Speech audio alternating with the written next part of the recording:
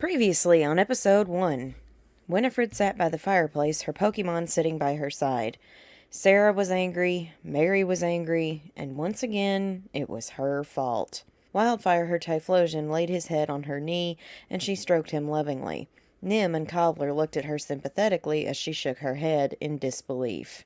I try to fix my mistakes, but I only make things worse, she sighed. Why can I not make their lives better, friends? Wildfire stood up and gently butted her cheek with his head. Nim hugged her leg, and Cobbler jumped into her lap before licking her face, causing her to laugh. At least you three think I can do a few things right. Still, I have not made it out of my individual trials without losses. Someone always perishes under my command. I only hope to improve one of these years in this wretched purgatory.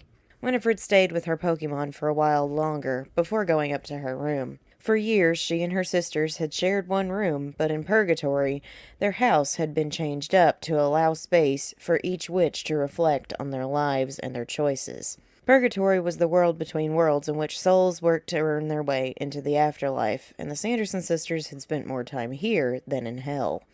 None of them were certain why they were put here, but after their adventure in 2022, they had a chance. And every chance they had during their group trials, Winifred somehow blew it for Sarah and Mary. This weighed on her heavily as it was her actions from the start that dragged them into hell with her. As she laid down on her bed, Nim and Cobbler hopping up with her as Wildfire curled up on the floor, her mind raced with memories of what life had been like before. Before the evil, before the magic, before their father died. A jerking motion slammed Winifred into a cold steel wall, and she awoke with a start. She was still in the dark until the wall moved, and she hit the ground with a thud. The sun was shining bright, she could feel grass under her body, and she looked up into the face of her mother. "Oh, bats and beetles, here we go again," she muttered, realizing where she was. "Sweetie, I told you not to lean against the door of the moving truck," her mom said, helping her up from the ground. Winnie caught her reflection in the window and saw her 16-year-old guys staring back at her. "I am definitely not in purgatory anymore," she sighed. "Well, of course not, silly. We're in Little Root. Our new house awaits, so let's go inside." Her mother ushered her into the house, and Winifred saw Machoke moving boxes and setting up furniture. She explored the house for a bit and took stock of her situation. Twice she had been through this now, so she was learning how this tended to work. She needed to find the man in charge of the magical creatures called Pokemon and get one from him. From there, it was a one-way path to beating the strongest trainer in the region. It was simple, straightforward, and she knew. "Winnie, come quickly! Your father is on TV!" her mother shouted from downstairs. Winifred's heart started for 1 second and her eyes widened. "Father," she repeated. "Father is alive?" Winifred shakily walked downstairs and saw her mother sitting alone in front of a glowing box. She stood next to her, but her mother sighed. "You just missed his gym battle, dear, but he won," her mother said, and Winifred looked at her in surprise. "Father is a gym leader," she exclaimed. "Well, yeah, Winifred, he's been a leader in Petalburg your whole life. Did that bang on the head make you forget?" Yes," Winifred replied hesitantly. "I think I should take in the morning air. Perhaps it will do me good." "Good idea. And you should go introduce yourself to our neighbors next door. Professor Birch is a good friend of your father's, and he has a son about your age." "Yes, splendid idea, Mother." Winifred smirked, then left. "Where there is a professor, I will find my Pokemon." As she walked to the house next door, she heard a scream from a ways off. Curiosity consumed her, and she went to see what misery was being wrought. It was here she found a man in a white lab coat being chased by a zigzagoon. "Kid, please help me out. I've got Pokeballs in my briefcase over there. Use one and get this thing away from me," he begged her. "What a cowardly man this is," Winifred muttered as she opened his case. She grabbed the first ball she could, clicked, and gave it a toss. "Come out, you!" Charmeleon burst out of the ball, and Winifred directed it to defeat the zigzagoon. It wasn't a hard battle, and when it was over, Professor Birch thanked her profusely. "It was a zigzagoon," Winifred reiterated. "It was an angry one. When they're angry, they can chase you for miles. Either way, you did well with Charmeleon here. You should keep it. I can tell you're Norman's kid, so I know you'll take good care of him." "Norman?" Winifred repeated. "Your father, of course. You look just like the pictures he sent me of the family. You should go meet my son up on Route 103. Brendan would love to meet you," Birch said before heading back to his lab with his briefcase. He stopped for a moment and handed her a Pokédex. "Use this on your way so you can identify more Pokemon." "Well then, Mushu, let's be on our way," Winifred named her Charmeleon. Winnie walked for a while, then ended up in Oldale Town. She asked someone to help her get in contact with her mother in Little Root, told her what happened, and was wished luck on her journey. Winnie was happy to skip the formalities this time and just get on with this trial. Up on Route 103, she met Brendan, who was impressed with her ability to command Mushu. She even beat his Geodude with Mushu, while he had a type disadvantage. Brendan handed her some Pokeballs, and she backtracked to Route 101. A mythical Mew appeared to her, but it refused to be caught. She ran into a spider Pokemon immediately after, and her dex beeped. Ariados, a bug and poison type. Specially selected for Winifred Sanderson. You may catch and use it legally, it announced. As Mew escaped your grasp moments ago, I suggest you catch this one. Thank thee for thy opinion, Winifred huffed at her Pokédex before engaging in battle. Mushu helped her weaken it, and after several Pokeballs, she caught it. Websley, thy stubborn nature will be tended to. Sierra Mist the Skiploom was added to her team on Route 103, and on Route 102 she caught Jet the Tyrogue. This wasn't too bad of a roster, and as Winifred set foot in Petalburg, she was satisfied with the day's work. She healed her team and walked out into the night air. Petalburg was the place her mother said her father was a gym leader in. She had one goal in mind at the moment: finding him. She explored the city for what felt like hours when she stumbled upon the gym at last. A man was locking the doors up tight, so Winifred approached. "Beg pardon, sir, but hast thou seen the leader of this gym?" she asked him. "Well, of course I have, Winnie." The man turned around with a grin. "How did my kid get here all on her own?" This was not her father, but the way he put his arm around her meant that this man thought she was his kid. "I came with my Pokemon," Winifred told him, playing along. "So, old Birch got you a Pokemon. Let's go inside so I can have a proper look," Norman said, unlocking the doors. They walked inside, and Winifred let out her Pokemon for him to see. He nodded, then looked at her differently now. "Well, lass, I must say thou hast aged since I last saw thee. Put thine Pokemon away so we may talk." Winifred's entire body turned cold as she heard Norman's voice change to that of the man she had mourned for centuries. Her father's spirit was inside this body, but it was enough for her. She couldn't move, her body was frozen, and then she dropped to her knees. She managed to recall her team before letting out a shaky breath. "Father, 'tis thee. Thou art here." "Yes, little Winnie, I am here in this form. I cannot take my own form since I left my earthly body behind centuries ago," he told her, and she started to weep. Papa Sanderson walked over to her, knelt down on one knee, and patted her shoulder. There, Winnie. I've been fine for the most part. My concern, my purpose for being here, is my daughters. Sarah and Mary have passed through here already, and I must say they've grown up to be impressive women. Though they were corrupted by darkness, I am happy with their developments. Now, Winnie, 'tis my turn to examine thee, starting with the day thy life changed forever." "Father, I could not marry that man. I could not follow Trask's requests. 'Twas not who I was." She quickly defended her actions. "But was the choice you made worth thy soul and the souls of thy sisters?" he asked her, and she looked away from him in shame. "I see thou art not ready to answer that question yet. Likely thou art not ready to answer any of my questions about thy evil deeds yet. Perhaps some time here in this Hoenn region will clear thy head. Until thou hast obtained 4 badges, we will not battle. I expect thee to have an answer to that question when we meet on the battlefield. Understood?" "Yes, father," she said, then looked at him. They paused for a moment before she spoke again. "Might I embrace thee?" "I thought thou wouldst never ask," he said with a smile, then hugged her tightly, and she him. "Winifred, make me proud."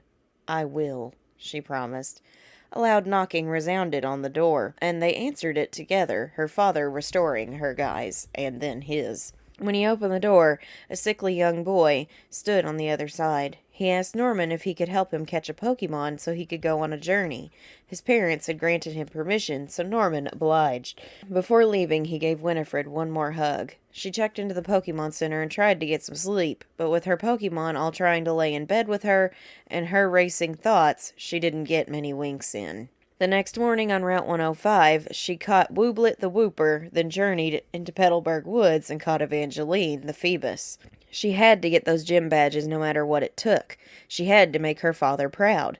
A man was being chased by a pirate-like fellow up ahead, and Winifred used her Ariados to beat him. She paid no attention to the victim, only battling to prove the power of her Pokemon. Her mind was fixed on one path, getting 4 badges to battle her father. As she entered the other side of Route 105, she ran into a pair of trainers who challenged her to a double battle. Winifred's confidence was already soaring, as she had yet to lose a fight, but as her opponents brought out an Ursaring and Aerodactyl, a horrible chill shot up her spine. One at a time, the Aerodactyl rained terror upon her Pokemon, killing each one with singular blows. The more frustration she felt, the harder her Pokemon were hit. As the final team member fell, so did she. Winifred awoke by falling out of that shipping container again. She realized she had been bounced back to the very beginning of the trial. She hadn't even gotten to the first gym before she lost. How could this be? Her journey in Johto had gone so much better than this. She hadn't lost like this since Kanto. She had to go find Mushu and restore her team, but when she went to retrieve his ball from the panicking professor's briefcase, it was locked. She picked up the second one, and it was locked. When she took the third one, it opened. "This had better be my Charmeleon," she said, then threw the ball. With a screech, a giant fiery bird burst into the air. "What art thou?" "Oh no," Birch gulped. "You sent Moltres out of its ball. This legendary Pokemon is not fit for an amateur trainer." "Amateur?" Winifred repeated the word, then looked at Moltres. "We'll see who the amateur is. Fireball, burn bright, and use wing attack." Moltres let out a screech and smacked the Zigzagoon so hard it fell in one hit. Professor Birch looked at her in astonishment as Moltres actually listened to her. Fireball landed right next to Winifred, looking confident in itself. Birch stifled a laugh as he realized what was going on. "All right, Fireball it is. Winifred, take him with you and go see your father. I'm sure he'll be interested to see your new partner. But, word of caution, keep an eye on this fella. Things might not be exactly as they seem." He handed her a Pokédex. "This should help you learn a little more about Moltres." As soon as Professor Birch left, Winifred turned to Fireball and smiled at him. "Well, Fireball, it seems my sister Mary is not the only legend trainer in the family, since it seems thou hast chosen—" Fireball screeched right in her face, deafening her briefly. "I beg your pardon." "Moltres did not choose you, Winifred Sanderson. We chose Moltres for you in order to impart an important lesson," her Pokédex informed her. "And what lesson might that be?" she asked it as Fireball started to walk away from her to peck at a tree. "Classified," it replied, and she narrowed her eyes again. "You'll figure it out if you make it far enough in this trial. If not, we will select again. For now, good luck with Moltres." "You insolent little box," Winifred hissed, then stuffed it in her satchel. She held out Fireball's Pokeball. "Fireball, return." It dodged the return stream and continued pecking at the tree for bugs. "I said return." Fireball moved out of the way again. "Fireball, return now." It turned to her and screeched loudly as if asserting dominance. "Verily, why art thou acting like such a pest?" Fireball made her wait until it was finished finding bugs in the tree to eat. Winifred finally got him back into his ball when Brendan came by. "I cannot believe my father gave away his legendary Pokemon. You're the gym leader's kid, right? I guess he thinks you can handle it, but right now, seems like Moltres is giving you a run for your money," he commented. "I could do without thy unsolicited observations," she told him, and Brendan held up his hands in defense. I'm just letting you know that Moltres has given Dad grief for 3 years. I think Moltres wanted to go with you because it got tired of being at the lab. Maybe once you guys travel together for a while, he'll stop being so mean. And it might help if he had some friends. Brendan gave her some Pokeballs. Thank thee. And apologies for my outburst, Winifred said. Apology accepted. Good luck out there, Brendan said, then headed out. Winifred did so, and while Fireball lived up to his name, she managed to catch Clarion the Mischievous on Route 101, and Route 103 brought on Lyle Jr., named for Sarah's Feraligatr.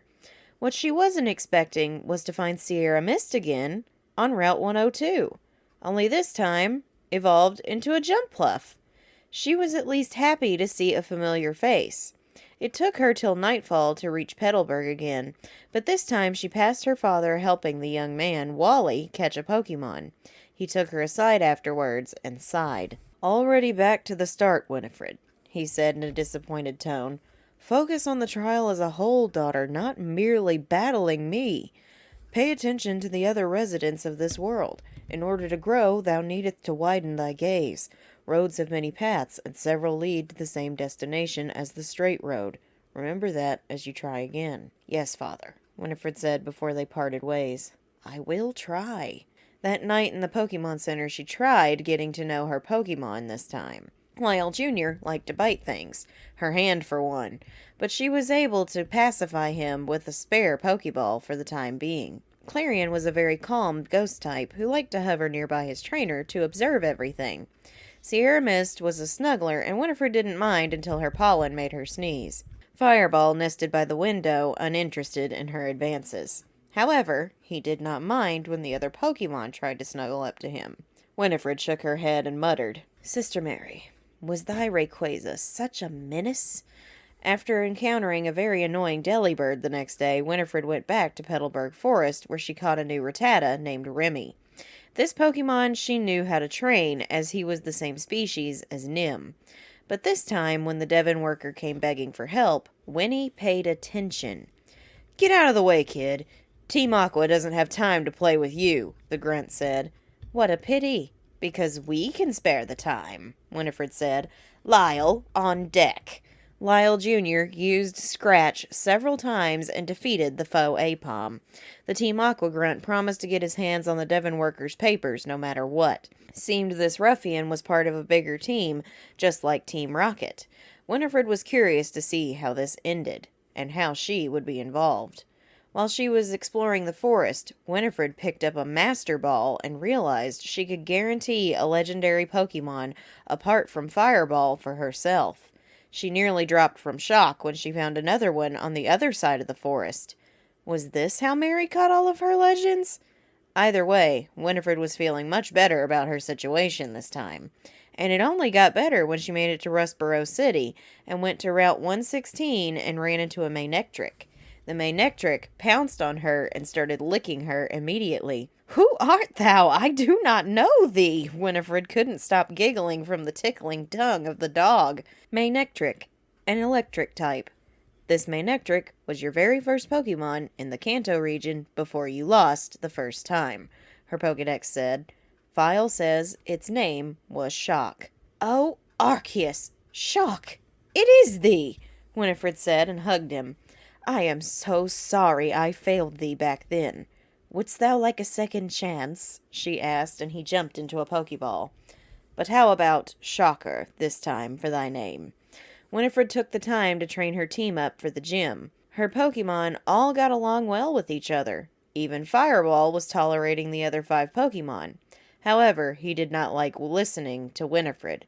They butted heads all through training, but it did get finished. While they were training, they found a Spinnerack who was Websley de-evolved, so Winifred was given the chance to bring him back onto the team.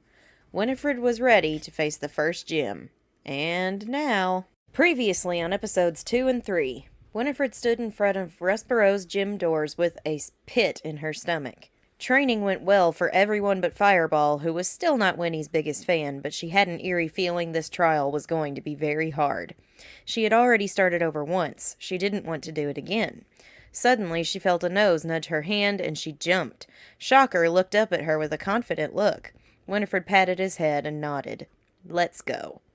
They entered, but they had a tough run with the gym trainers, including another double battle that Shocker and Lyle Jr. took on together. Lyle even took out an Entei and knocked it out with a critical hit. Winifred couldn't believe the strength of this tiny Pokemon, and she couldn't help smiling at him as he danced around proudly. A little later than she expected, since these battles were tough, Winnie stood face to face with the gym leader. "So, you're Norman's daughter? Nice to meet you. I'm Roxanne, the Rustboro City gym leader. I normally use rock types, but since I'm also a teacher at the trainer's school, I'd like to give my new Pokemon recruits some exercise. Work for you?" "Whatever style you wish to use is fine with me. All I desire is thy badge." "Then I want you to satisfy my desire for a good battle. Go, Natu!" Roxanne's first Pokemon was a small bird. "Natu, a psychic and flying type," Winifred's Pokedex said as she held it up. "I know how to deal with thee," she smirked. "Go, Clarion!" Winnie's Misdreavus came in to fight. The ghost type's defenses were lowered, but he quickly retaliated with an Astonish attack that plunged Natu into yellow. Clarion took a hard hit from Nightshade, but his second Astonish took out the bird. Roxanne's next Pokemon was Smoochum, a Pokemon Winifred was very familiar with. Clarion dodged the Sweet Kiss attack, retaliated with Astonish, and knocked it into yellow health. Smoochum quickly ate the Oranberry it had and restored some of its health. She then proceeded to use Lick and paralyzed Clarion. He pulled off another Astonish, then sent Smoochum to red, but he was starting to struggle now. "Smoochum, potion up!" Roxanne healed her Pokemon, but it didn't restore all of the health. "Clarion, astonish at full power," Winifred commanded. Clarion fought through paralysis and slammed into Smoochum, knocking her out. "Excellent work, Clarion." The last Pokemon to appear was Ditto. Winifred vaguely remembered this shapeshifter and decided to heal Clarion, as Ditto took on the form of Misdreavus. Ditto used Spite to lower Clarion's move gauge, but he struck with Astonish in retaliation. Roxanne had to heal again, but when Winifred called for an attack, Clarion was struck by the paralysis, unable to move. He recovered and got in a hit before the foe lowered his attack. Clarion breathed hard, then looked back at Winifred. "Get him," she said. Clarion shot forward and ended the battle with Astonish. "Good work, Clarion! Thou hast defeated the gym all by thyself!" Clarion floated to her side, then started to fall from exhaustion, but Winifred caught him. She gave him a gentle pat, and he smiled at her before huddling up to sleep. Roxanne walked over to them and presented Winifred with her first badge of the Hoenn region, the Stone Badge. She took it and pinned it to her cloak. "That is one impressive ghost type. He certainly gave these student Pokemon a battle to remember. Good luck on your journey. I expect great things." "Thou art not the only one." Winifred thought of her father briefly. As she was leaving, Winnie witnessed the man she had rescued in Petalburg Woods chasing after a Team Aqua grunt who had stolen his package. Winifred planned to pass on by, but the man begged for her help again, so she had no choice but to pursue. Along the way, another man called Mr. Briney needed her help to get his Wingull back from the same grunt. When it came time to do battle, Remy went up against the grunt's Ammonite and came out on top after exchanging blows. They got the package and the Wingull back from the grunt, who swore they'd meet again. They tried to catch a Flareon inside, but Remy was a little too excited after his battle with Ammonite, and he knocked it out by accident. When she returned the package to the Devon worker, he took her to meet his boss, who commissioned her to deliver a letter to his son Stephen in Dewford Town, and take the package to Captain Stern in Slateport City. "Thou thinketh I am an errand girl," she scoffed. "I haven't the time to deliver thy post." "I'll pay you." "Deal." Winifred needed the money to buy more supplies for her Pokemon. She took the Wingull back to Mr. Briney, and he offered to sail her to Dewford Town and Slateport as thanks. She would sail with him the next day, opting to go train for a while. During this training, however, tragedy struck. In a double battle against two very adept trainers, Remy died trying to stop their Grimer. Fireball exacted his revenge to avenge his fallen comrade by using his powerful flame attacks to end the battle. Winifred was heartbroken as she buried Remy in the PC, knowing Nim would never get to know him. Without hesitation, she took Sierra Mist from the meadow and hurried back to Mr. Briney's. She asked to set sail immediately, and he obliged. Aboard his ship that night, she spent some time with her Pokemon mourning the loss of their friend. Shocker jumped in the bed with her and cuddled next to her side. Websley hung from her webs, stuck to the top bunk, while Lyle huddled up next to Clarion and Sierra Mist on the rug. Fireball, of course, slept by the window, uninterested in interacting with his trainer. He was still angry about the loss of Remy. Before she fell asleep, Winifred looked over to him. I knoweth not why my proctor, whoever it may be, chose thee as my partner, Fireball. But can we at least pretend to get along? She told her legendary Pokemon. She closed her eyes to sleep, but she could feel his burning gaze fixed on her for quite some time. When the ship docked in Dewford Town, Winifred was gifted a fishing rod by a local fisherman as a welcome gift. She used it to catch Lala the Chimchow on Route 107, Desdemona the Dusclops in Dewford Town, who had been lurking under the waves, and Amok the Grimer on Route 106. She had named the Grimer Amok in honor of Sarah's favorite word. In the nearby cave, she ran into her old Registeel, but after consulting her Pokedex, she found out he now only knew Explosion. To keep him safe, she decided to let him keep going in the wild, but not before getting a very painful hug from the behemoth. Sierra Mist promised to protect the meadow as she returned to the PC, and Desdemona was brought onto the team. Clarion enjoyed having another ghost type around, and Desdemona was surprisingly sweet. She was like a nursemaid to the other, smaller Pokemon, and when he had to admit, it was endearing. Fireball seemed to like her as well, but continued to screech at Winifred any time she gave him a command during training. Finally, she lost it. I am your trainer, Moltres, and you will treat me with respect. You wanted to leave that bumbling professor behind, well, I am your only hope of staying out of his clutches. Now listen to me when I give thee a command, she barked, and only received a screech in return before Fireball flew off into a tree to look for bugs. Mary hath tamed many a legendary beast with ease, and I cannot even get one firebird to listen to me. This is frustrating to say the least. If you want him to see you as his trainer, you need to act like one, a silver-haired man said from behind. Winifred turned around to see him walking towards her. Moltres is a very difficult Pokemon to tame. And you say you got it from Professor Birch? Apparently the two were not agreeable either, Winifred said. You have to find a way to level with Pokemon like this. Find something of common interest, get to know him, appeal to his personality. The man instructed her. Give it a try. Calm yourself. Speak from the heart. Winifred didn't know who this man thought he was giving her advice on how to train her Pokemon. However, it was worth a shot. She couldn't possibly keep fighting with her Pokemon if she had any hope of making it through this trial. Winnie walked over to the tree he perched in and looked up at him. Fireball, I know we have had our differences, but we both have one thing in common right now. We are both hurting from the loss of Remy. I miss him terribly, just as you do. You fancy thyself the leader and protector of this team, and I admire that. But you cannot continue to ignore my advances if we are to complete our trial. I do need thy help out here. Thy power is an important asset to this little team and to me. Yesterday proved it 100-fold. Without thee, that battle would have been a wash.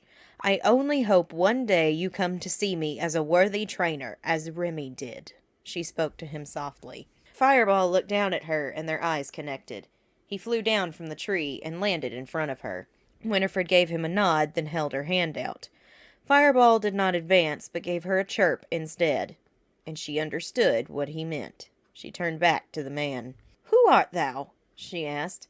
Stephen Stone, former Hoenn League champion. And you are? Stephen introduced himself. Winifred Sanderson, she replied, then snapped her fingers. Stone! I have a letter for thee from thy father. She took the envelope from her bag and handed it to him. Please tell me you made my father pay you for this delivery, he said.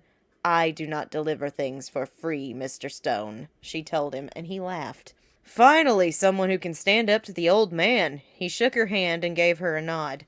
I guess he's been worried about me since I stepped down from being champion. Why did thee? I'm investigating the antics of Team Aqua and Team Magma. It takes up most of my time. They are two rival environmentalist gangs bent on changing nature as we know it. Aqua wants to flood the region, and Magma wants to drain it. Either way, it's bad news for Hoenn, he explained. I've had a few encounters with Team Aqua, she informed him. Petalburg Woods and Rustboro City seems to be their current whereabouts. Thanks for the tip, Winifred. I'll go check into that, Stephen said. Are you going to challenge Duford Jim? As soon as my team finishes their training and we rest, she told him. Good luck in your battle. Brawly is not to be trifled with. Neither am I, she assured him. They parted ways, and Winnie turned her attention back to her Pokemon.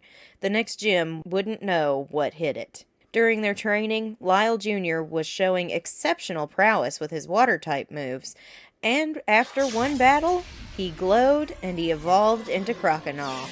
Winifred was very pleased with his progress, and he was very proud of himself, flexing his muscles for his teammates, causing everyone to smile and giggle. Maybe they were ready for the gym. Name's Brawly, and I'm normally a fighting-type specialist. However, I've recently caught a pretty rare Pokemon, and he wants to battle. My other partners do too. Mind if I face you with them instead? All I seek is thy badge, so you may use whoever you wish. Winifred told him the same thing she told Roxanne. Either way, I will demonstrate our prowess. That's what I like to hear from a challenger. But don't get too cocky too fast, because here comes my new friend, Entei! Let's go, bud! Brawly sent in a legendary fire-type Pokemon. All right, Lyle Jr., let us see if thine evolution can help us fight. Winifred sent in her Croconaw, who flexed his arms. Do not be overconfident, Lyle. This is a legendary Pokemon. That it is. Now let's see what you can do against him. Entei, use Bite! Entei struck faster than Lyle could dodge. Thankfully, he stood his ground well and fired off Water Gun in return. It hurt Entei, and Brawly switched tactics to lower Lyle Jr.'s defenses. However, as he was using Leer, Lyle Jr. used Water Gun to weaken Entei even more, getting him down into yellow. Entei started to use Bite again, and he struck so quickly and hard that Lyle flinched and was unable to move. He flinched twice, and Winifred had to heal him with a potion. Lyle was starting to look afraid, so Winifred called to him. You can do this, Lyle. I know you can. Use one more Water Gun. As Entei closed in for another bite, Lyle Jr. summoned all of his strength and blasted Water Gun in its face one more time. Entei felt the impact and went down as Lyle panted hard. Brawly returned his legendary to his ball and nodded at Winifred, impressed. He next sent in his Gligar, which Winifred knew Lyle was also strong against, but he was exhausted after his battle with Entei. She was not going to push him to keep going, so she withdrew him and pulled out another ball that she was a little skeptical about, but she needed the help. Well, Brawly, you showed me thy legendary fire type. How about I show thee mine? Go, Fireball! Winifred brought out her Moltres, who spread his wings and screeched at the Gligar. Okay, things are really heating up now. Gligar, Poison Sting! Fireball, Wing Attack! Fireball took the Poison Sting with a grain of salt, even at critical power, then smacked Gligar with Wing Attack. The two Pokemon began flying around, colliding every few seconds until Brawly had to heal. Then it began again. Finally, Winifred called for Ember, and Fireball knocked out the Gligar. Winifred complimented her Moltres, who nodded, then Brawly sent in his final Pokemon, Steelix. Do you wish to keep going? She asked him. I do not trust it to not have a Rock-type attack. Fireball gave her a nod. He wasn't ready to quit fighting. All right, 'tis against my better judgment, but go ahead. Use Ember! Use Rock Throw! Ember hurt Steelix a lot, but Rock Throw collided with Fireball and threw him to the ground. Winifred cried out, thinking he was dead, but Fireball struggled to his feet weakly. She let out a sigh of relief and gave him no choice. She returned him to his ball, even though he started to protest, but he did not have the strength. She sent in Desdemona for her very first gym battle, and the ghost type cracked her knuckles. Steelix ate a citrus berry and healed itself up. Winifred called for Desdemona to use Nightshade repeatedly, as it did damage equal to the user's level. The Pokedex said it would do 19. Rock Throw hit, but Desdemona could tank the blows better than anyone else on the team. The damage they did to each other was practically equal, and when Brawly healed, Winifred could tell her Dusclops was exhausted, but being very protective as well, so she kept fighting. Eventually, it came down to a fatal mistake by Brawley calling for Steelix to lower Desdemona's defenses, allowing her to strike with Nightshade and end the battle. Winifred cheered for her, and Desdemona tottered over for a hug. "That was the best battle I have had in ages. Winifred, your team more than earned the Knuckle Badge." He handed her the second badge, and she proudly pinned it to her cloak. "Our battle might have been the most difficult I have ever faced," she told him. "Well, the leaders only get tougher from here. Good luck out there." They shook hands, and Winifred hauled it to the Pokemon Center to get her team healed. Aboard Mr. Briny's ship that night, she praised her entire team, and when she was feeding them their berries, a very tired Fireball curled up by the window. Winifred carried his bowl over to him, laid it down in front of him, and extended her hand. This time, Fireball looked her in the eyes, then began eating. He still wasn't up for petting. "Enjoy, Fireball. And great work today," she said, then settled herself in for the night. The next day, they docked in Slateport City on the beach of Route 9, where she used her fishing rod to rescue a Drowsy who was trapped on a rock in the water. She named her Insomnia, and then went ahead to Route 110, where she caught a Sableye named Vector. After checking into the Pokemon Center, Winifred went to find Captain Stern to get that blasted package out of her satchel. She asked around and was told he was at the museum. She went there to find the captain and ended up finding Team Aqua instead. They were questioning him about the parts from Devon he ordered, and Winifred cleared her throat. "Looking for this?" she asked, holding up the package. "Hand it over, kid, and there won't be any trouble," the first grunt said. "Gladly, but only to Captain Stern. If you want this, thou wilt have to battle me for it." "This will be all too easy." Claydol was sent in against Dusclops, who had to fight through some confusion to take it out. Then Shocker went up against the second grunt's Girafarig and won. The grunts were defeated, but just as Winifred was about to gloat, a pirate-like fellow walked into the room crossly. "Well, well, well. This is the kid I've heard my grunts complaining about. Nice to finally put a face with the stories. Now I'll take those parts. Need them for a special expedition we're putting together. As I told thy underlings, thou wilt have to battle me for them." "You know I'd love to, but I left my Pokemon at the base." Shocker and Desdemona stepped up, charging attacks. All right, I get it. But don't think we'll give up our plans from one little setback. We'll raise the seas and flood the region with the mighty Kyogre's power no matter what it takes. My name is Archie, leader of Team Aqua. Remember my name," Archie told her threateningly. "You will never succeed in thy endeavors so long as I am around. My name is Winifred Sanderson. You would do well to remember it." She glared at him without even a flinch. Archie took his grunts and left angrily. How could a mere child beat them? Winifred handed over the package, gratefully took the reward Captain Stern offered her, then departed from the museum. She rested at the center that night, thinking about where she needed to go next. Her map told her Mauville City was the home of the next gym, so the next day she set out for Route 110 and headed up. She ran into the professor's son, Brendan, and sat with him on a break for a bit. "How's Moltres?" he asked her. "He is warming up to me," Winifred said. "How about we battle so I can see how he's doing? Or really how all of your Pokemon are doing. I actually caught some new ones, including a really rare one, and I'd love to give them some experience." "A pleasure," Winifred said. "All right!" Brendan and Winnie got to their feet. "Celebi, let's have a good battle!" Celebi, a mythical Pokemon, a grass and psychic type. It is said to have the power to travel through time, her Pokedex informed her. "Clarion, you're up." Winifred sent in her Misdreavus. Misdreavus and Celebi sparred for a bit, but when Winifred saw him becoming overpowered, she switched him out for Fireball. Fireball used one move and knocked out the mythical. Winifred complimented him, and Brendan noticed Fireball started to smile before stopping. His next Pokemon was Gyarados, who went up against Shocker. Twister was powerful, but Shocker charged up to use Spark and pulled off a critical power move, knocking it out in a single blow.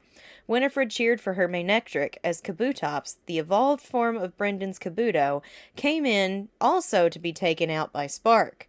Brendan shook her hand, complimented her on a well-trained team, and gave her some advice. "Don't give up on Fireball. He's coming along better than you think. With that, he headed out, and Winifred continued up the route, making it to Mauville by nightfall. It was here she saw the young man who had been accompanying her father several towns ago. He was begging his uncle to let him take on the gym challenge because he was stronger now. Winifred walked on, but Wally hailed her and begged for a battle.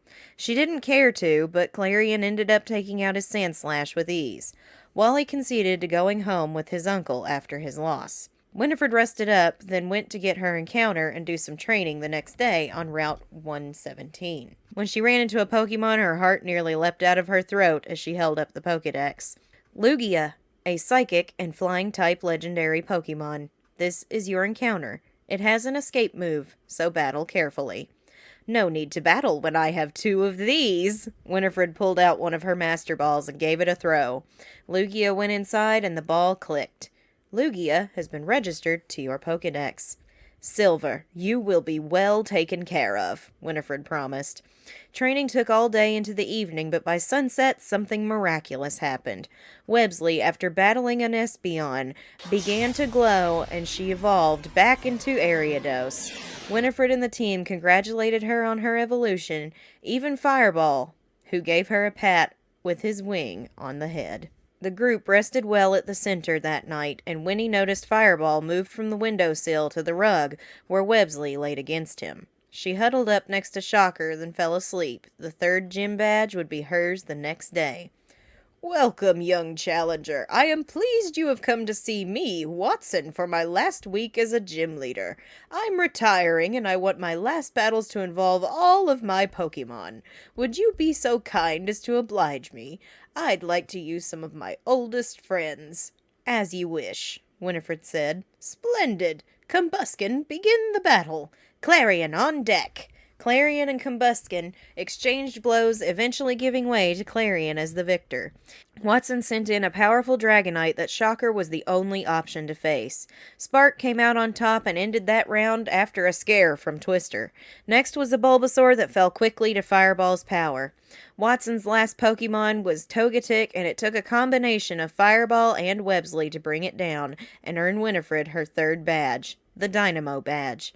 She pinned it to her cloak, wished Watson a good retirement, then headed off to Route 111.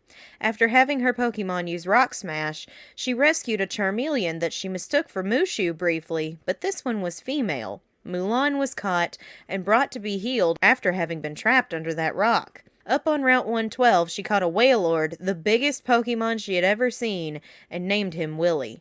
In Fiery Path, she caught Titan the Nidoking, then made it to Route 113, where she caught a Tropius called Littlefoot.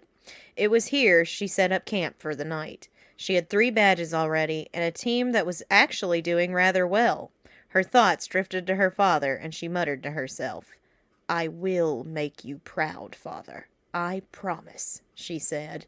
And now... Previously on episodes 4 and 5, Winifred coughed constantly as she walked through Route 113 where volcanic ash blew through the wind. By the time she came to Fall Arbor Town, her clothes, skin, and hair were caked with ash. She checked into the Pokemon Center and immediately got to cleaning herself off as her Pokemon waited for her, all but Fireball, who nested on the rug asleep. Once Winnie was clean, she went to the local merchant to resupply on healing items and Pokeballs. While purchasing her wares, she overheard talk of Team Magma being nearby in Meteor Falls. She knew where she was off to next. On Route 114, she caught a very strange Pokemon called Porygon 2 that she named Daffy. Inside Meteor Falls, she quickly caught Whiskers the Celio before following some voices. Winifred concealed herself behind a large precipice and peeked around the corner to see a Magma admin talking to their grunts, when Archie, the leader of Team Aqua, ran up with some of his underlings. Well, this ought to be interesting, she whispered to herself. We will not let you go to Mount Chimney and cause the volcano to erupt. You'll damage all of the creeks and rivers in the nearby area, Archie shouted. Just try and stop us, pirates. We will not rest until the landmass of Hoenn is expanded into your wide-open seas, yelled the admin. Team Magma, grab the meteorite. A tussle broke out between the two crews, but eventually Team Magma got away with the rock. They were running in Winnie's direction, so she pushed herself further into the shadows. They never saw her, but the pursuing Team Aqua caught a glimpse of her out of the corner of their eyes. Archie grabbed her by the arm and yanked her out violently. "Unhand me, you ruffian!" she screeched, ripping her arm away from him. "You were spying on us," he barked. "What did you hear?" "That it sounds like thou art in a bit of a jam," Winifred replied. "What if I gave thee a hand and helped run those hotheads out of the mountain?" "What's in it for you?" Archie asked skeptically. "You will never bother me again. That means if your crewmates see me out and about, they leave me be. I would prefer not to be bothered by thee on my journey through this land. But if I am bothered in any way by you pirates, the truce is off," she said. "We have an accord." Archie shook her hand and then brought her to his helicopter outside. Winifred boarded the metal monster and held on tight as they flew to Mount Chimney. Together with Team Aqua, Winifred battled her way through Team Magma's grunts and made it to the leader. She was unimpressed with his appearance. "So, this is the leader of Team Magma. Am I supposed to be frightened?" she commented, and he turned to face her. "And you are the little pipsqueak I've heard so much about. Seems you're a bit of a thorn in our side as well as your apparent allies. I expected someone of your caliber to be a little bit older. Trust me, I am wise beyond my appearance's years," Winifred said with a smirk. "I believe introductions are in order. My name is Winifred Sanderson, and thee? I am Maxie, Team Magma's illustrious leader. I presume you intend to stop me from causing the volcano to erupt," Maxie said. "Yes, as a matter of fact, I am. You can give up quietly," she offered. "Ha! That's a whimsical idea, but I prefer a much more calculated approach." Maxie pulled a Pokeball from his belt. "Go, Raikou!" A yellow lion with a purple mane burst onto the field. "Impressive, you caught a legendary Pokemon. Too bad thou dost not own one of these. Go, Desdemona!" Winifred sent in her Dusclops. Winifred's bravado covered up her fear of this legend. She had nothing strong to battle it with. She did, however, have Desdemona to tank the hits. However, after 2 bite attacks and a flinch, Winifred had to think of a new plan as Dusclops was badly hurt. She sent in her own electric-type, Shocker, to handle the beast. This was a brilliant move, as Shocker was able to keep up with Raikou's speed, but he took 2 critical hits in a row and Winifred had to heal him up. Maxie was getting smug, which Winifred didn't like. She and Shocker nodded to each other, and from there, it was his battle. After several more collisions, Shocker knocked out the Raikou with Spark. Shocker howled, then proceeded to take out Maxie's Ammonite and Love Disc with singular blows. "For a land enthusiast, you certainly owned thy fair share of water types," Winifred pointed out as Maxie turned red with anger. "You belligerent little—" Maxie didn't have a chance to finish. "Shocker, quick attack!" Winifred ordered, and Shocker knocked the meteorite machine into the lava where it was melted and destroyed. "No, the meteorite!" Maxie mourned as Shocker landed in front of Winifred pridefully. "Ah, you meddling moppet! I'll get you for this! Team Magma, retreat!" Maxie and his grunts ran for their helicopter and fled. Archie ordered his grunts to do the same in order to pursue. He turned to Winifred and nodded. "Thanks for the help, kid, but this doesn't mean we'll stop trying to expand the seas," he told her. "Then I suppose when we next meet, we'll be in opposition once again," Winifred said, and Archie huffed. "You are so irritating," he said, then ran off. "I've heard worse," Winifred shrugged. She camped out on the mountaintop with her Pokemon that night. She rewarded Shocker for his bravery with a few extra berries, and he was very pleased. She got everyone settled in for the night, then noticed Fireball was missing. She started her search, then found him flying back and forth over the lava in the volcano's spout. She smiled to herself as he looked truly relaxed for the first time since they left. While it was hot, Winifred was used to the heat from under purgatory, so she sat down on a nearby rock and watched him. He soared through the steam, dove under the lava for a moment, and came up with glistening feathers and re-energized flames. He even had a grin on his face. Then he caught sight of Winifred. She could have sworn he blushed. "Go about your lava bath, Fireball. I was merely worried about where you had gone," Winifred told him. Fireball flew closer. "I know we have not seen eye to eye, but seeing thee so happy here, well, if you wanted to stay, I will allow it." Fireball looked shocked. "Thy happiness means more to me than having thy power at my disposal. Thou art indispensable to our team. but I know thou hast been unhappy since we left Littleroot. Up here you may live in peace amongst the flames that adorn thee so beautifully. I want you to have a good life, Fireball, and if this is where it leads you, then I will part ways with thee.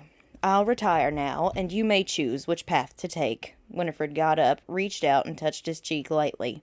"Good night." Winifred went to bed, feeling a little better about things after setting Fireball free. She slept closely to her Manectric as the others gathered around her to rest. The next morning, she packed her things up, put out the fire, and put her 5 Pokemon into their balls. She looked around and did not see Fireball anywhere, so she put his empty ball into her bag.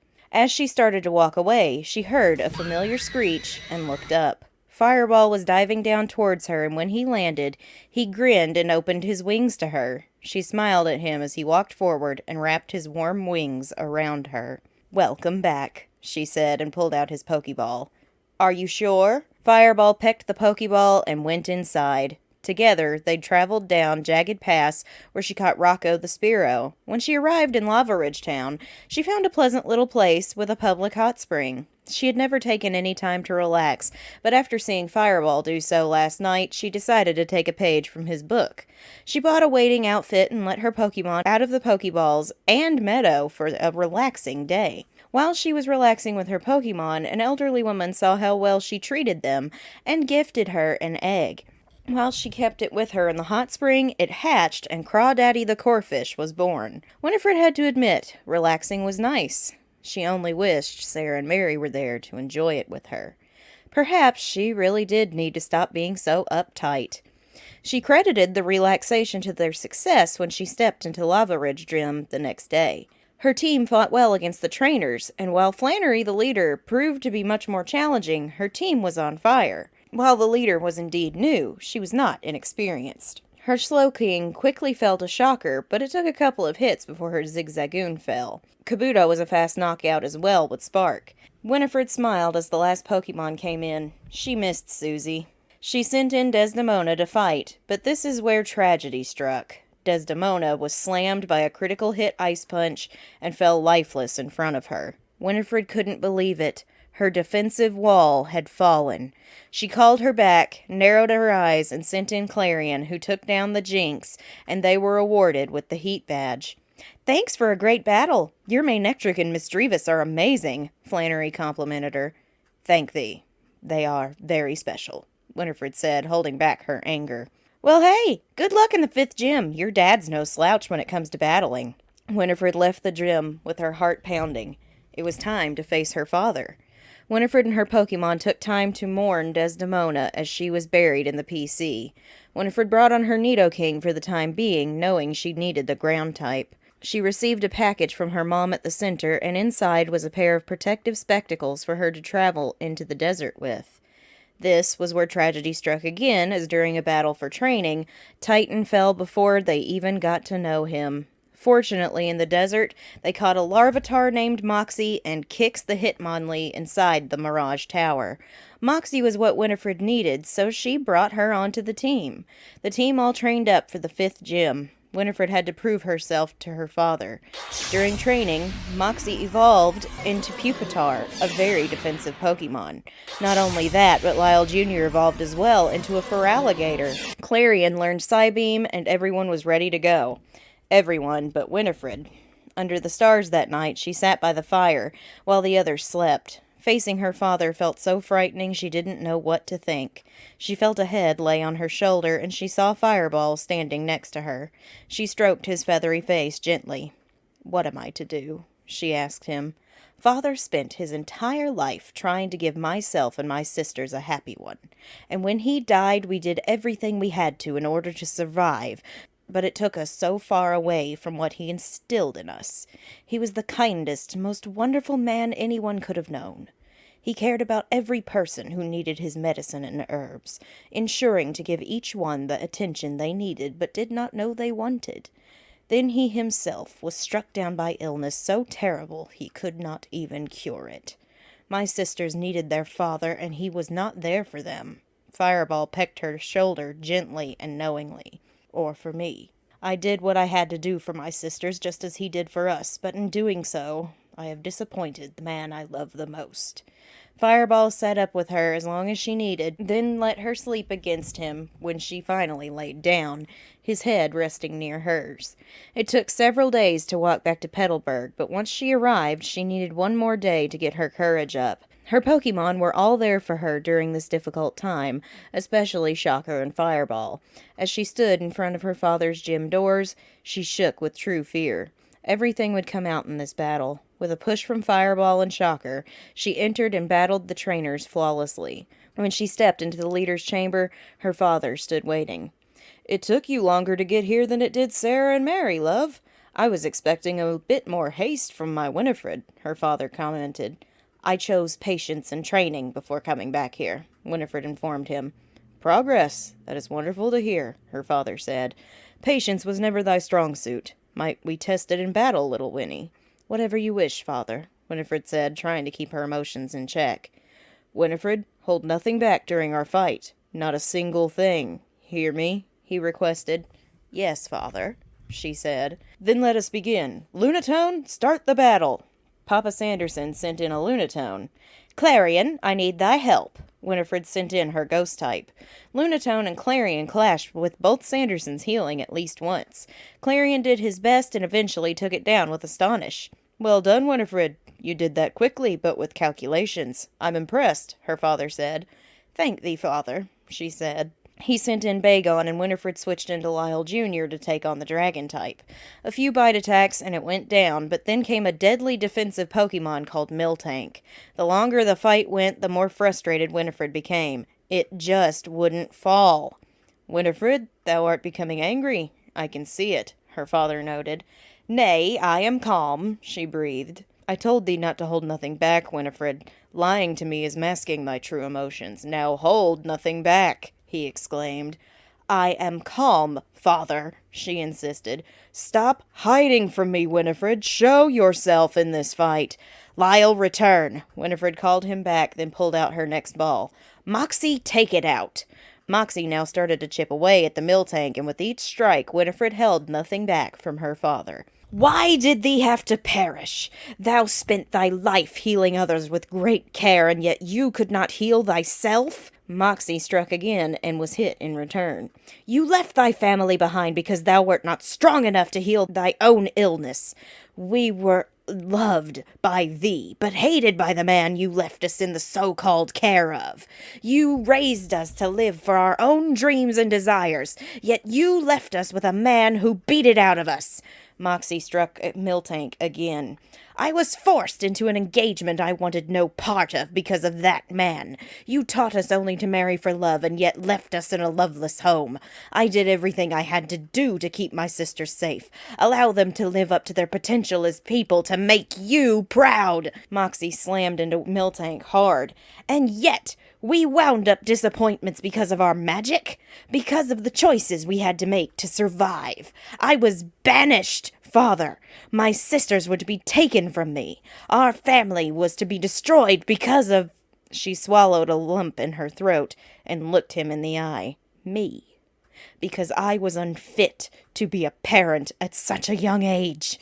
You left me. You left me with 2 children that I had no idea how to properly raise, and when I was banished for standing up for myself, I was going to lose them. I dragged them with me into that banishment because I did not want to fail thee, father. You charged me with caring for them, and I failed you. I failed from the moment I refused to let them go. I dragged them with me into the darkness, turned them into the witches they are, and gave them no choice for a better life." Moxie knocked out the Miltank. "Because you left me, a child, to raise children. Go, Feebas." Papa Sanderson sent in his last Pokemon, a very weak fish. "Finish it. Moxie, come back and rest. Shocker, you spark," Winifred said, tears leaking from her eyes. "I am so angry at thee, father, and I hope this spark knocks out your weak little water type in a painful singular blow." Shocker charged up, shot forward, and pounced on the Feebass. The electricity exploded into the air, and when it cleared, Feebass was down for the count. Winifred fell to her knees, weeping into her hands as she claimed victory, and Shocker ran to her side, licking her salty cheeks, and she hugged him. Moxie laid against her side. Clarion hopped on her back, nuzzling her hair. Lyle Jr. placed a hand on her shoulder comfortingly. She cried so hard, moaning so loudly as centuries of pain and hurt flowed out of her. Fireball popped out of his ball, as did Websley, who also embraced her. Winifred let their embrace envelop her until she felt herself finally calm down. When she opened her eyes, her father was kneeling in front of her. "I am so sorry, Winifred," he said, his own eyes wet with tears. "I did not want any of this for you. I wanted to be around for all of your birthdays and Christmases. I wanted to give thee away whence thou found a suitable husband. I wanted to raise your sisters, give them love, but you are right. I hadn't the skill to heal myself. I thought Trask would be a good guardian, but he tricked me into believing him. It is no excuse, my child, and I take the blame for what happened to you. Your magic... it is a gift, a blessing that was to be used to better the world. I know why you chose the path you did. You felt it was the only one you could take, and I am so sorry." Papa Sanderson pulled her into the tightest hug he possibly could. "When I saw Sarah and Mary, I knew they made mistakes, but they turned out better than I could have hoped. Winnie, my sweet Winnie, you got them to adulthood. You helped them survive, and they love you more than you could ever know. Just as I do." "I only ever wanted an apology," Winifred said, then looked at her father. "And you have given me much more. It will take much for me to turn back from the path as you want. But I will try.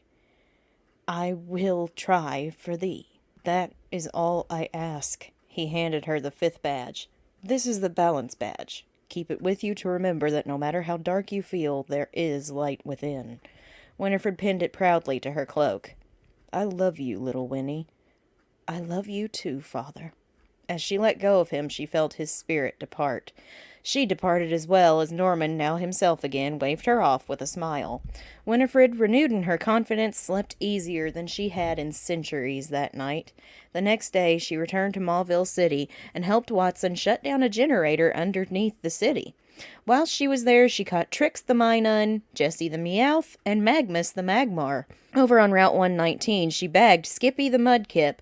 Then after days of walking in the rain, she made it to the Weather Institute, where she met back up with Team Aqua and kicked their butts. The Aqua admin Shelley was astonished at how quickly their brief ally turned on them to stop them from taking their target. The target was a special Wobbuffet that could help control the weather. After Winifred sent Team Aqua packing, she was given the Wobbuffet to keep safe. She named her Wooblet. She spent the night there, then ended up running into Brendan the next day, who also lost to her in battle. Winifred made it to Four Tree City, where she traded Lala the Chinchow to an excited child who gave her pluses, the Aeron, in return. On Route 120, she met again with Steven, the former Hoenn champion, and she informed him of everything Team Aqua and Team Magma had been doing. "I can't thank you enough for that, Winifred. Take this scope with you, okay? Team Magma has experimented on Pokemon and turned several invisible. I've distributed the cure to every Pokemon Center in the region. Catch the ones you can and get their visibility back," he told her. "Of course. Good luck with thy work, and I'll help as much as I can." They parted ways, and she caught Porky the Grumpig, then used the scope to find and catch Pascal the Kecleon and McQuacken the Psyduck. Winnie took time to train everyone up before taking on the gym the next day. Winona's team of Slowking, Roselia, Venusaur, Venonat, and Ninjask did not stand a chance against Lyle Jr., Fireball, and Clarion. She earned the Feather Badge, and with 6 down, she had 2 left to go. Winifred pinned it to her cloak and looked at her map to see where she needed to go next. And now... Previously on episodes 6 and 7... Winifred endured several more days of walking in the rain on her way down Route 120. 6 badges clanked together inside her cape as she shivered in the downpour. This was the worst storm she had ever endured in her long life. She had to take shelter a few times, but thankfully Fireball was there to warm her up. After their breakthrough, he had really warmed up to her, and she him. She wondered if this was the type of relationship that Mary had with all of her legends. He was a wonderful companion, as were all of her Pokemon. She had to admit, though, that she was closest to Shocker. This Manectric had been her very first Pokemon, and she had failed him back then. Now they had a second chance, and he had clearly forgiven her for the past. He was rarely not in her lap or sleeping by her side when they took their breaks. In fact, he insisted on walking with her through the rain. When they finally reached Route 121, Winifred quickly caught a Farfetch'd named Bobby. As Winifred took a break with her team, she was suddenly hugged from behind, and a cold embrace shocked her for a moment. She leapt up and gasped upon seeing her attacker, Jinx, an ice and psychic type, specially selected for Winifred Sanderson. You may catch this Pokemon and use it legally. It seems this Jinx belonged to you before, her Pokedex announced. Jinx was grinning from ear to ear and clapping. Susie, my sweet, how didst thou end up in the Hoenn region?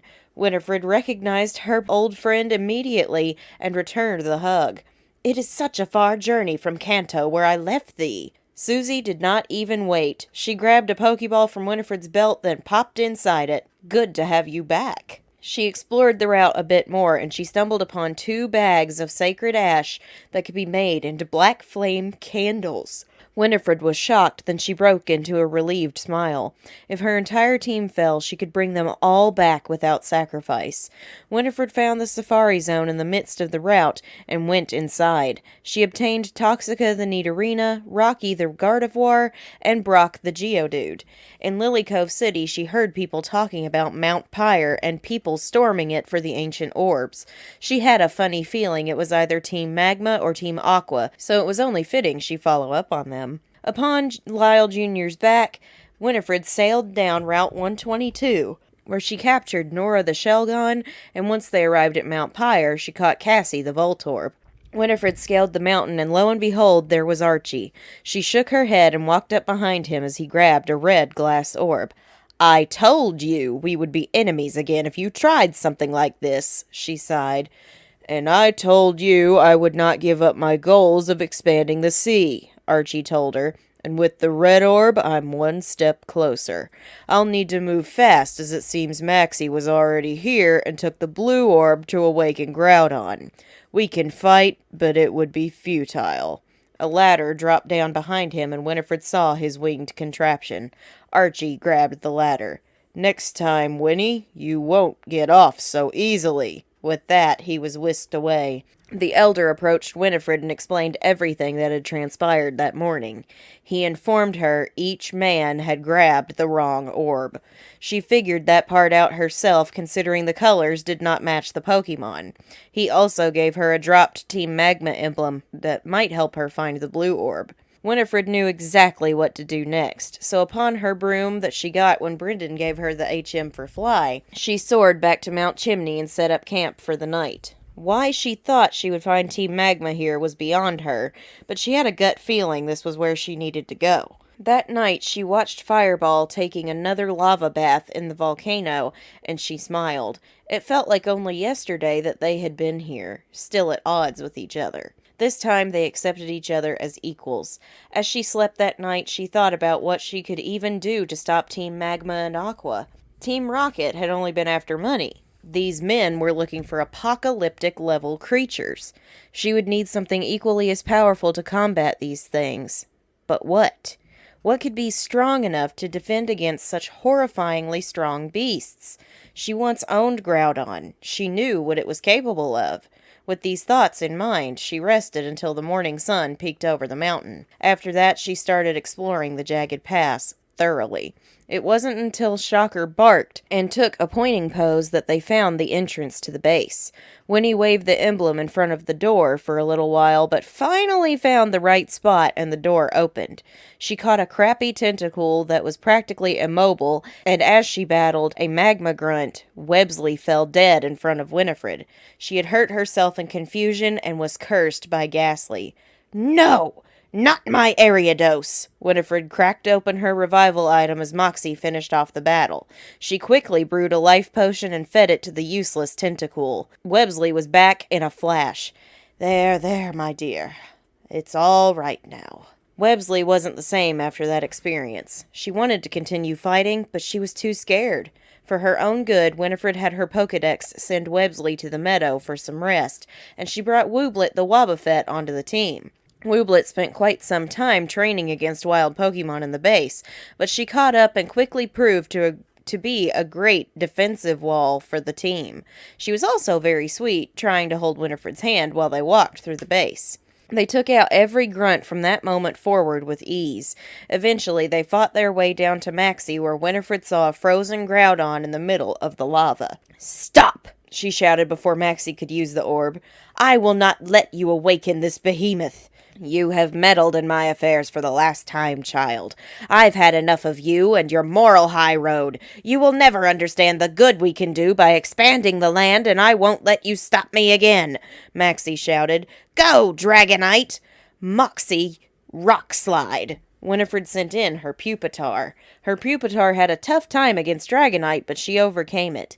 Maxie's Aggron, on the other hand, almost killed Moxie, and Winifred brought in her Feraligatr to take it down. His last Pokemon, Doduo, met a watery end from Surf.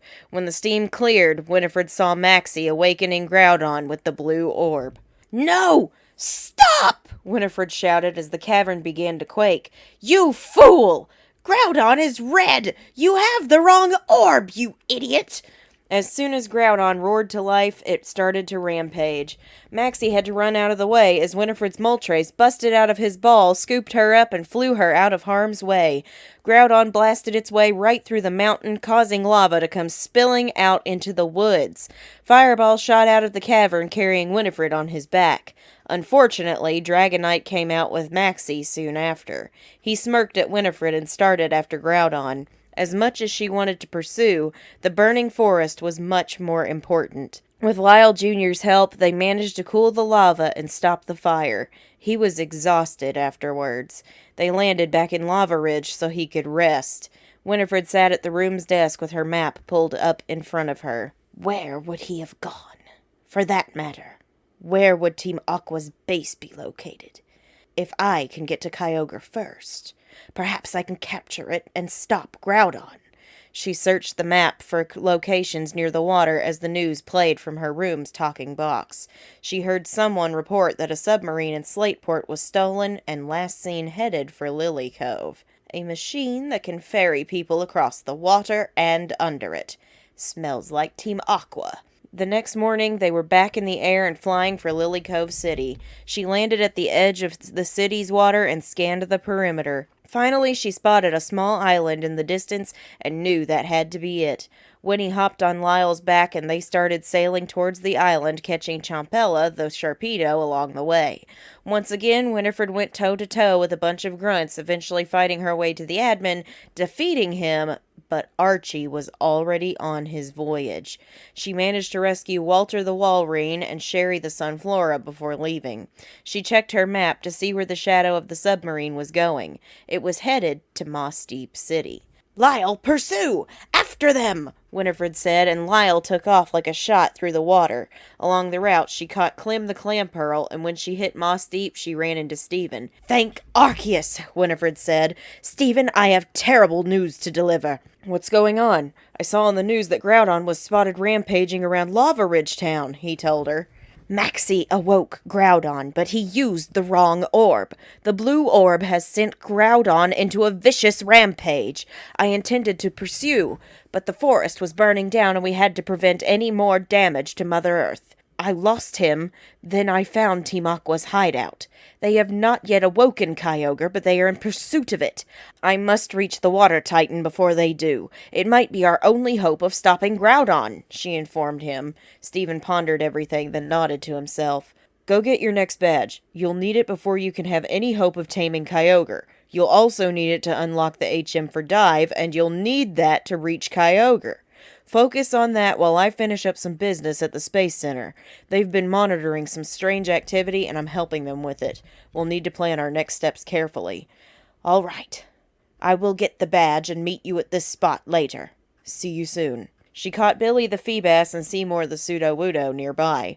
Winifred found the gym and went inside to navigate her way through the puzzle. It was rough, but she made it to the gym leaders. This was going to be different. 2 leaders, and they challenged her to a double battle. Winifred gulped as they sent in Smoochum and the mythical Jirachi. She sent in Wooblet and Fireball to counter them. Fireball carried the battle, but Wooblet was no slouch, using her counter and mirror coat attacks to fight back. Spinarak and Mawile were the last 2 Pokemon, and the force of Fireball and Wooblet pulled off the victory. Winifred received the Mind Badge, pinned it to her cloak, then hurried to meet Steven. Her Pokénav started ringing, which scared her half to life, but it was Steven. Team Magma is attacking the Space Center. They're trying to take fuel to blow up their mountain base and wipe out the neighboring towns. I need backup. They'll fall quickly, I promise you that, she said, then ran for the giant building she presumed was the Space Center. Winifred knocked out the Pokemon of the grunts with ease, then ran to Steven's side. Together they fought Maxie and Tabitha, eventually overpowering them. Steven grabbed Maxie by the collar and Fireball cornered the admin. What did you do with Groudon? Steven shouted. Groudon. Maxie looked away with a huff. It got away before we could capture it. We lost it around Fall Arbor Town. I don't know where it's gone, but it's beyond our control. You fool! You've doomed us all, Steven said. He turned to Winifred and handed her a disc case. Teach Dive to one of your Pokemon and find Kyogre before Team Aqua does. Hoenn is counting on you to succeed. I will keep thee updated, she promised. I'll keep track of you by following your Pokénav's tracker. Be careful, Winifred, Steven said as she ran for Moss Deep Shore. Lyle, let's go! She sent him into the water and sent out Wooblet. I need thee to learn this move. Dive is our only hope. Wooblet saluted her and Winifred used the disc on Wooblet. She learned the move and set out to find Team Aqua. Winifred looked everywhere and caught James the Victory Bell, and underwater she found a familiar Pokeball. She picked it up, and when she opened it in Pseudopolis, where she surfaced, Wildfire! Thank Arceus I found thee! She hugged her Typhlosion, and he hugged her back. I might need thy help later on, but for now you must remain in the meadow. Understand? Wildfire nodded, then Winifred quickly caught the slacking that had surfaced. Take Bob with you. And now... Previously on Episode 8. Winifred, upon Lyle's back, searched the routes for any sign of Team Aqua. Lyle Jr. was doing the best he could to keep his senses open for unrest under the water. It took until mid-afternoon before he caught on to something. Winifred sent out Wooblet, and she used her psychic ability to wrap Winifred in a protective aura, allowing the pair of them to dive under the water with Lyle Jr. He swam them over to an underwater cave, and when they surfaced, Team Aqua's submarine was there, and voices were coming from within. Winifred looked at her 2 Pokemon and nodded. They hurried into the cavern. An imprisoned Ponyta was whining for help, so Winifred caught her, named her Spirit, and hurriedly used her dex to send it to the meadow. Imprisoning fire types, what a disgusting display. Winifred shook her head. Time to teach them a lesson they'll never forget. With her full team at her disposal, she laid waste to the Aqua Grunts and forced them to lead her to Archie. He was beginning to summon Kyogre with the red orb when she arrived. You fool! You have the wrong orb! Winifred shouted. The deja vu she was experiencing was ridiculous. Drop it! Now! Oh, please, you little squirt. I don't have to do anything you say. You double-crossed me after we made that truce, you stole the Wobbuffet that was rightfully ours, and now you will watch powerlessly as I summon the Titan of the Seas, Archie smirked. Not if we have anything to say about it. Fireball! Take him out! Winifred threw her starter's Pokeball, and he screeched into the cavern. Ninjask, keep her busy! Archie sent in his own flying bug type to distract Fireball. Wing attack! Fireball knocked out Ninjask in a single hit, then Archie sent in Pidgeot to fight Fireball for a while. He was still working on using the red orb, but had to call it back and try something else. He sent in Ninetales, and Winifred called back her legendary to send in her pseudo-legendary. Moxie's Bone Meringue attack was too much for Ninetales, and it went down. Pidgeot fell to Rock Slide, but by the time the battle was finished, it was too late. Kyogre was awake, charged with Groudon's power, and screaming from being overpowered. It started blasting walls and tossing waves. Archie laughed like a maniac, but Winifred could see the walls about to collapse. Better he drown than I, Winifred said, and sent out Lyle and Wooblet. Wooblet, use dive! Lyle Jr., get ready to swim! Wooblet used her power on Winifred, hopped back into her ball, and Winnie grabbed Lyle's shoulders. Boom! The caverns exploded and began to flood from huge streams of water. Lyle took off like a shot, carrying Winifred on his back. She watched as Archie was washed away from under Kyogre's current. Lyle shot her to the surface, and she took a deep breath as Kyogre broke through. His waves tossed her hither and thither as Lyle Jr. wrapped his arms around her to keep her safe. Archie was spotted, hanging onto Kyogre's tail as it swam away. Ah! He got away! Winifred screamed. He was supposed to drown! Suddenly, thunder banged from above, and a torrential downpour of rain splashed down from the sky. Winifred clung to her feraligator as the waves became treacherous. However, the rain did not last long before blinding sun took over, and the water steamed from the extreme heat. What in the world is going on? She asked her Pokemon. Suddenly, she heard the whirring of blades overhead. Must be one of those strange metal birds again. Winifred! Up here! It was Stephen. He threw down a ladder and she grabbed hold. It pulled her from the water and she sent out Fireball. She hopped on his back and he flew up to the metal bird. Groudon and Kyogre's powers! Groudon and Kyogre's competing powers have corrupted the weather of Hoenn. They've gone to Sidopolis and they're fighting each other as we speak. They're trying to kill each other. Maxie's already there trying to fix the mess he caused, and somehow I doubt Archie will be as easily swayed into helping. There's something I need you to do to help me end this. What can I do? She asked. The current Hoenn champion, Wallace, has gone to Sky Pillar to awaken Rayquaza.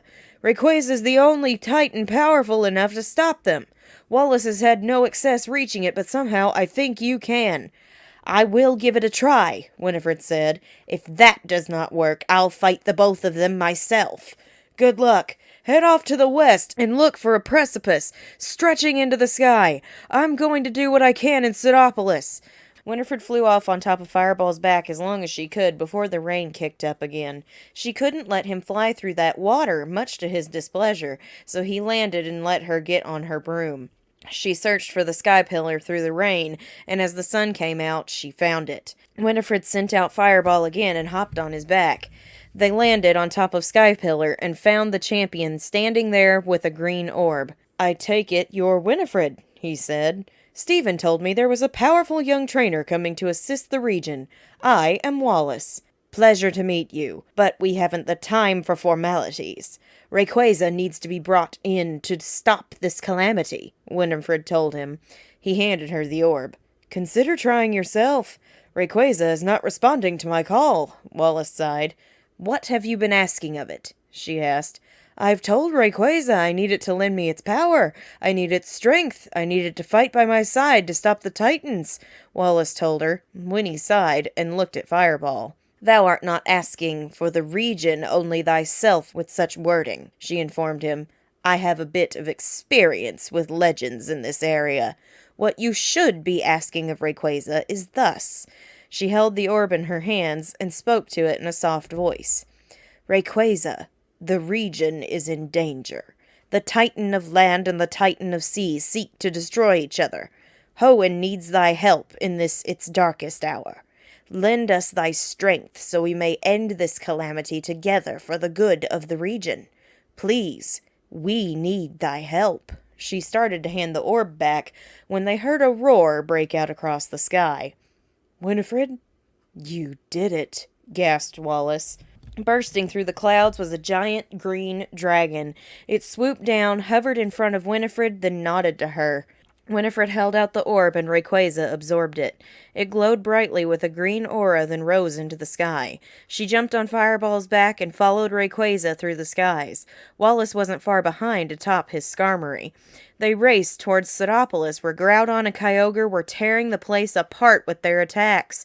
Archie was badgering Kyogre to keep it up, and Maxie kept trying to capture Groudon to save it. Rayquaza, Winifred, and Wallace dove into the fray together. The two humans took down the leaders of Team Magma and Team Aqua while Rayquaza started fighting off the Titans. The dragon screeched, let out its aura, and calmed the two Titans with its power. After a moment, they calmed and backed off. But Kyogre was in so much pain it was moaning. Winifred let Steven take hold of Archie as she pulled out her last Master Ball. I will take custody of Kyogre for now. It will be safe in my meadow while it heals, she told him. She threw the Master Ball and caught Monstro the Kyogre.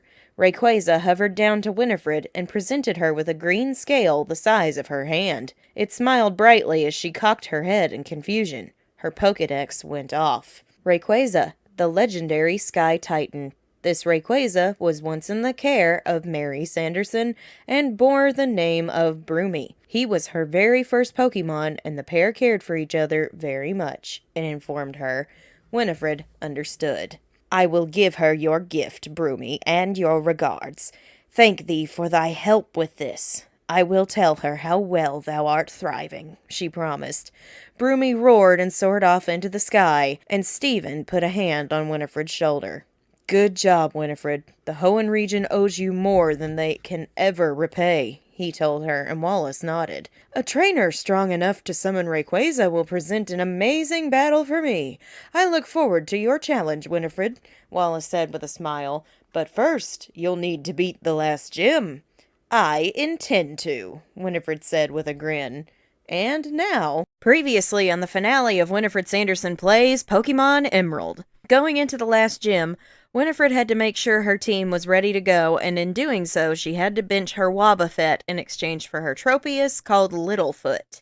As soon as she started training him, Littlefoot showed off his skills and dedication to his teammates and trainer. Winnie was very pleased with how quickly the others accepted him and with his strength. Everyone else put their hearts into their training too. Clarion learned a dangerous move called Perish Song that would, without fail, knock out an opponent after 3 turns. The only problem was it would also knock out the user. They agreed this was just to be a failsafe. Shocker, her loyal Manectric worked hard enough to learn the move Thunder. When he did, he ran over to Winifred and licked her face all over. Lyle Jr. did not learn any new moves, but his speed and power were growing steadily. Moxie learned the move Crunch, and Winifred could see her outer shell beginning to break. Moxie was preparing to evolve. As they did some special training to make Ember stronger, Fireball blew his first flamethrower attack, and Winifred cheered for him. When he landed, she hugged his warm body, and he rested his head on her back. I am proud of you, my friend. She turned to all of her Pokemon. I am proud of all of you. You have all done so well, even thee, Littlefoot, though you have only been part of the team for a few days. The final gym will fall before our power, and we will conquer the Pokemon League. Her team let out battle cries. The training had lasted a week, and on the 8th day, they stormed the last gym. Every trainer fell that decided to cross their path. Winifred solved the ice puzzle with ease and stepped up to the gym leader, Juan. Pleased to meet the challenger Wallace deemed worthy to summon Rayquaza. Shall we commence with the battle? Yes, we shall. We'll demonstrate our prowess for you, Winifred promised. Beldam, begin the fight. A pseudo-legendary came onto the field. Littlefoot, time to shine. Winifred sent in Littlefoot for his first and only gym battle. Magical Leaf! Beldam tried to strike with Takedown, but the recoil damage stunned him long enough for Littlefoot to blow him away with Magical Leaf.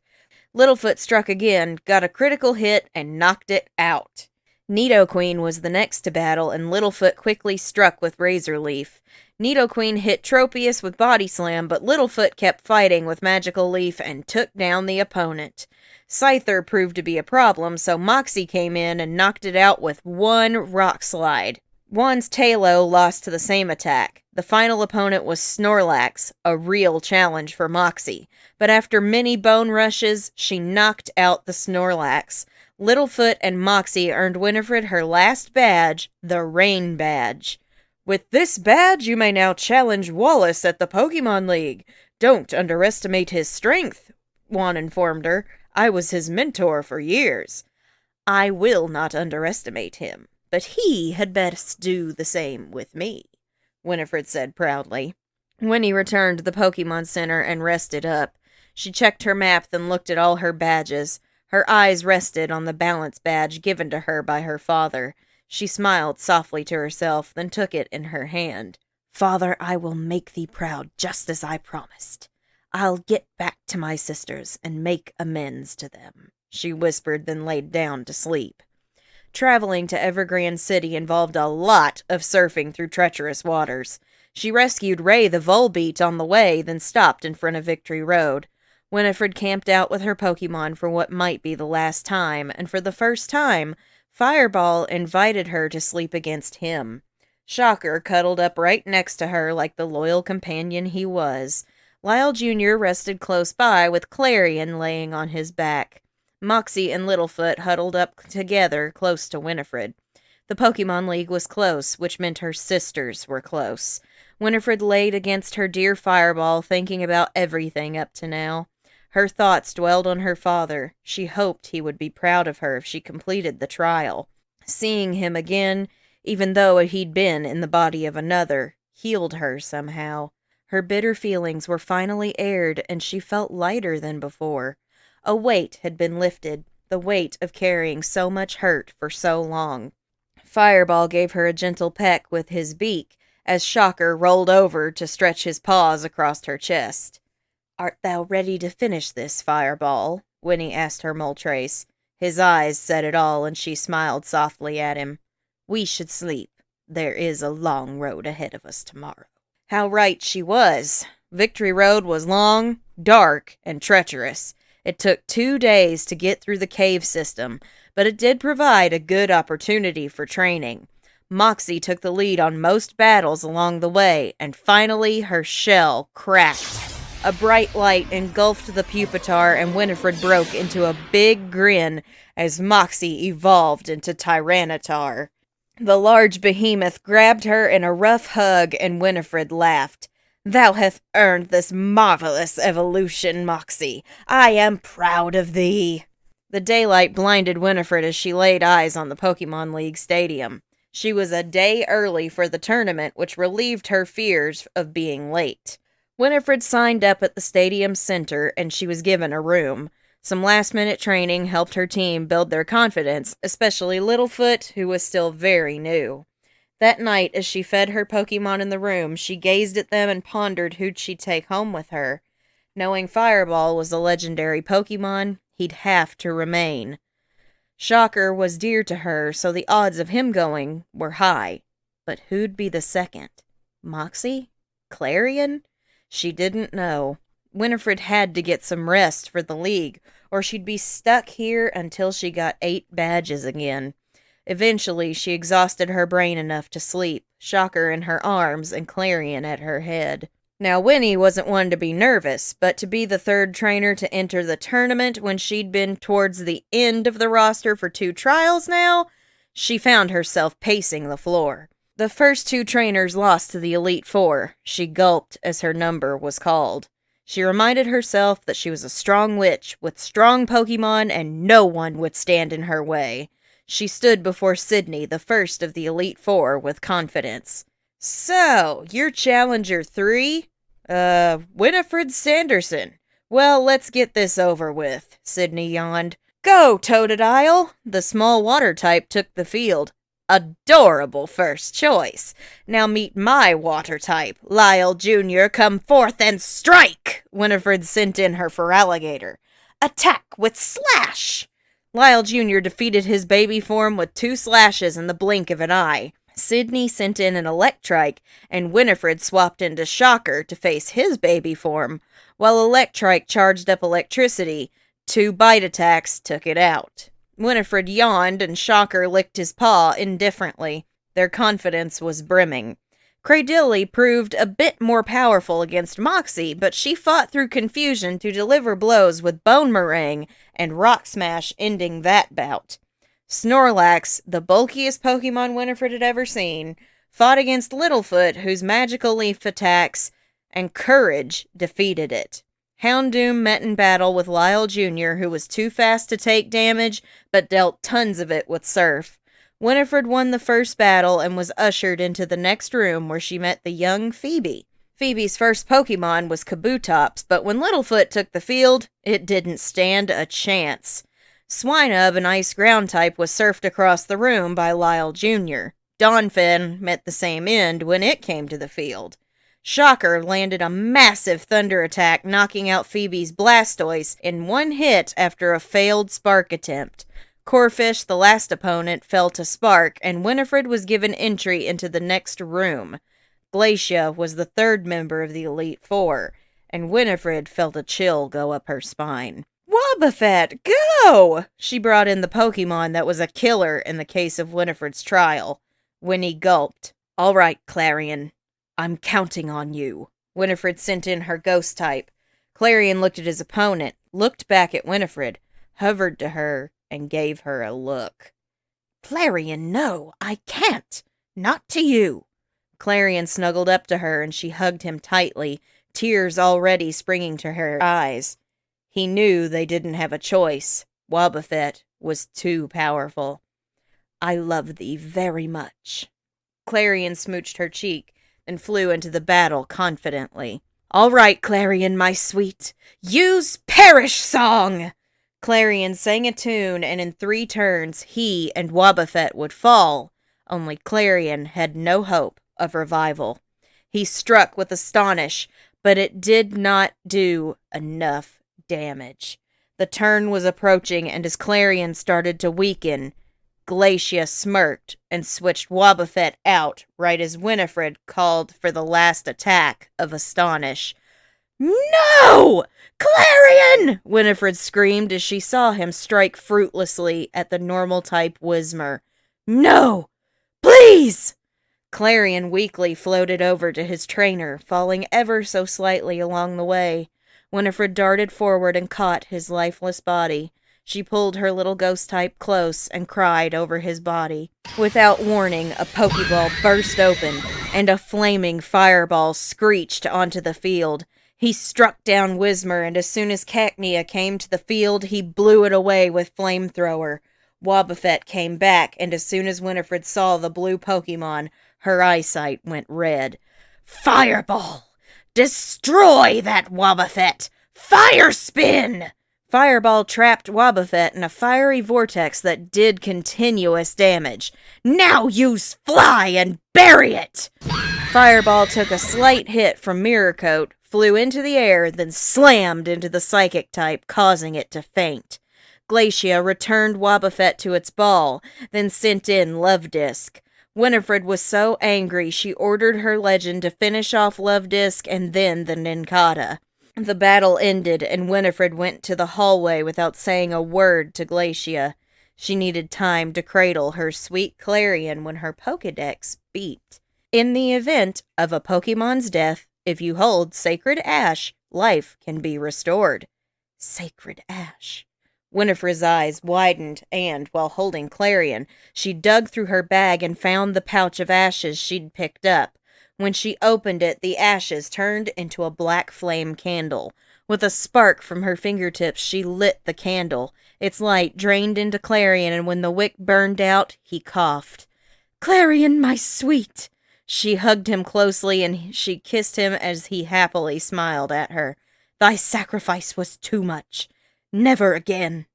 Clarion returned to his ball, and Winifred entered the last chamber to face off with Drake, confidence shaken. Drake proved to be the most formidable opponent so far, as he sent in the legendary Suicune. Winifred sent in Shocker to do battle, and he let out a strong bark. Suicune used Rain Dance to make it rain in the chamber, which powered up her water-type moves. Winifred smirked. Thank thee for the accuracy boost, Drake. Shocker, use Thunder, Winifred commanded. Shocker let loose such a powerful thunder attack that Suicune, a legend, fell in a single hit. Ghastly fell to Thunder, Wurmple dropped to Spark. Primeape held in for a long time due to Drake's healing, but it fell to Shocker too eventually. His last Pokemon was Blaziken, and Clarion came in to redeem himself. Clarion hit with a strong Psybeam, took a critical hit Blaze Kick, and finished off the battle with Psybeam again. Winifred hugged Clarion and Shocker before they were ushered into the champion's arena. Wallace was waiting for her with a smile on his face. I knew the one to summon Rayquaza would make it here. Hello again, Winifred, he greeted her. Hello, Wallace. Nice to see you as well, Winifred said. Shall we get down to it? All business with you, isn't it? He chuckled. All right, then. Let's begin. Hitmonlee, start the fight. Fireball, take flight, Winifred sent in her partner. Use fly. Fireball flew out of Hitmonlee's reach, then dove, knocked it out, and awaited his next fight. Raichu was next, so Winifred swapped him out for Moxie. Moxie took a Thunderbolt, but her Bone Meringue attack knocked it out in just a couple of smacks. Mantine came in, and Shocker was brought out. Spark attack, Winifred commanded, and he knocked it out in a single blow. Attaboy! Tangela and Fireball went at it, but Flamethrower was way too powerful. Houndoom was next up, and Lyle splashed in. This fight took a while, as both parties needed to heal to keep going. Lyle Jr. finally overpowered his opponent and took him down. The last Pokemon Wallace sent in was Natu, and he smiled as if he knew it was over when Winnie sent in Clarion. Clarion! End this with Astonish! Clarion zoomed in, hit it with Astonish, and won the battle. We did it! Winifred exclaimed. All of her Pokemon burst from their balls, and her Pokedex flashed all of her Pokemon from the meadow into the room. It's time, isn't it? She guessed. Yes, it is, said Stephen Stone as he walked into the room. You did well. Minimal casualties, and I think you've grown. Taking that into account, as your proctor, I've decided you can take 2 Pokemon back with you. Make your choice. Winifred had a lot of thinking to do in a very short amount of time. She loved her whole team. They were wonderful. How could she leave them? Finally, she settled on the 2. Shocker, come here, boy. She patted her knees, and her Manectric bounded over, leaped up, and licked her on the face. Now for the other. Before she could say his name, Clarion and the others pushed Fireball forward. Winifred raised a brow as Clarion floated over and kissed her cheek. He gave her a loving gaze, then turned to Fireball. Oh, Clarion, Fireball must stay. He is a legend. This world needs him, she reminded him. Don't you want to come? Clarion seems to be saying that Fireball wants to go, but he was too shy to admit it. Moltres is not one of a kind regardless of belief, Stephen confided. There are more out there. The choice is up to you, Winifred. Clarion or Fireball? Clarion kept nudging Fireball forward. So did Lyle Jr., Moxie, and Littlefoot.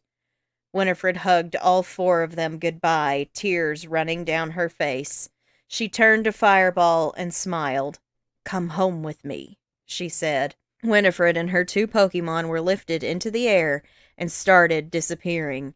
She bid farewell to all of her friends. She was so sad to see them left behind, but going home with her 2 strongest partners felt great.